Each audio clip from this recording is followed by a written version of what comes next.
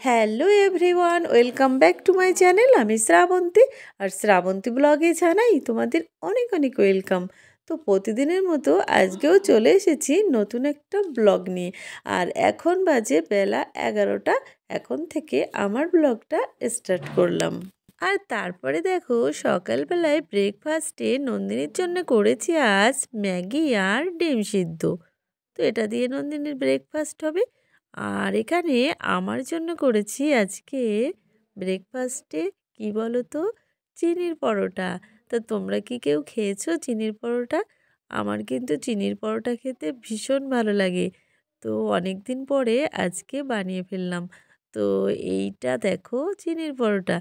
তো এটা দিয়েই আমার সকালের ব্রেকফাস্ট। তো তারপরে এই যে চলে এলাম দুপুরের রান্না করতে।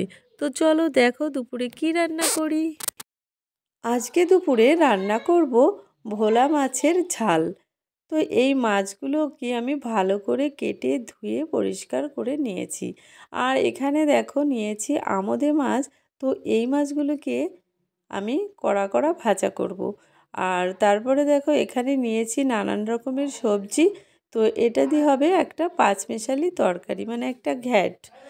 আর এখানে ভোলা মাছের ঝাল করার জন্য এই যে মশলাটা, মানে শুধু জিরা বাটা আর লঙ্কার গুঁড়ো দিয়ে করব।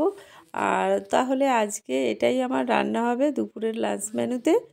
আর তারপরে দেখো মাছগুলোতে আমি ভালো করে লবণ হলুদ মেখে নিলাম। আর এবার কড়াইতে এই যে তেল দিয়ে দিয়েছি। তেলটা গরম হলেই এই যে মাছটা দিয়ে দিলাম। আর এখন আমি সব মাছগুলো দিয়ে দিয়েছি। আর মাছগুলো এখানে দেখো আমার অলরেডি লাল লাল করে ভাজা হয়ে গেছে। আর ভোলা মাছের ঝাল করার জন্য এখানে আমার মশলাটাও রেডি। আর তারপরে দেখো মশলার ভেতরে এই যে মাছ দিয়ে জলটা দিয়ে দিলাম। আর এখানে এই দেখো প্রায় হয়ে গেছে, কিন্তু এত ধোয়া উঠছে তো ছবিটাই ভালো আসছে না। আর তারপরে এখানে দিয়ে দিলাম সবজিটা। আর তারপরে সবজির ভেতরে লবণ হলুদ দিয়ে দিলাম। আর এখানে এবার এই দেখো সবজির ভেতরে জল দিয়ে দিলাম। জল দিয়ে এবার ঢেকে দেব। আর তারপরে দেখো এখানে আমার মানে মাছের ঝোলটা কিন্তু হয়ে গেছে, কিন্তু কালারটা ভালো আসেনি, এটা ক্যামেরার সমস্যার জন্য। আর তারপরে এখানে এই দেখো এটা তুলে রেখেছি। আর এখন ফোড়নটা দেব।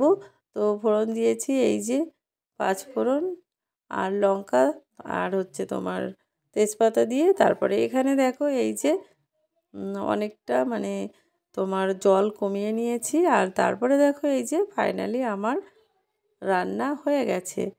এই যে পাঁচমেশালি তরকারিটা আমার রান্না হয়ে গেছে। আর খাওয়া দাওয়া কিছুই তোমাদের সাথে শেয়ার করলাম না, ঠিক আছে। আর তারপরে এই যে দেখো চলে এসেছি, তখন 3টে বাজে। একটু ছাদে এসে বসলাম। তো 3টে 4টে পর্যন্ত রোদ থাকে ছাদে। তো ছাদ থেকে এই যে এখন আবার মানে ঘরের দিকে যাব, নন্দিনীকে ঘুম পড়াতে হবে সেই জন্য। আর তারপরে আবার দেখো 5টা 5:30 বাজে, তখন আমি আবার ছাদে গেছিলাম। তো এখন চারিদিকটা প্রায় অন্ধকার অন্ধকার হয়ে গেছে। আর তারপরে তো নন্দিনীকে ঘুম থেকে উঠিয়েছি। আর এখন নন্দিনীর জন্য বানাবো আবার এই যে ইপ্পি। সকালে কিন্তু ম্যাগি খেয়েছে, আবার বলছে এখন ইপ্পি খাবে। তো তার জন্য এই যে দেখো ইপ্পি বানিয়েছি শুধু। আর মানে এটা ইভিনিং স্ন্যাক্স, তো এটা খেয়ে আবার বই পড়তে বসবে। আর আমাদের জন্য বানিয়েছি এখানে পকোড়া। এই দেখো পকোড়া বলতে মানে পেঁয়াজি।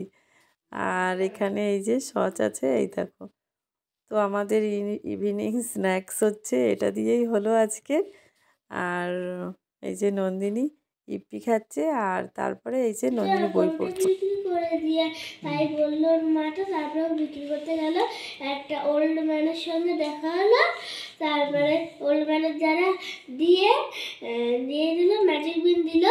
তারপরে চলে আসলো বাড়ি। তার মা বললো কি, তুমি এত বোকা, গরুটা ওই জন্য বিক্রি করে দিলা।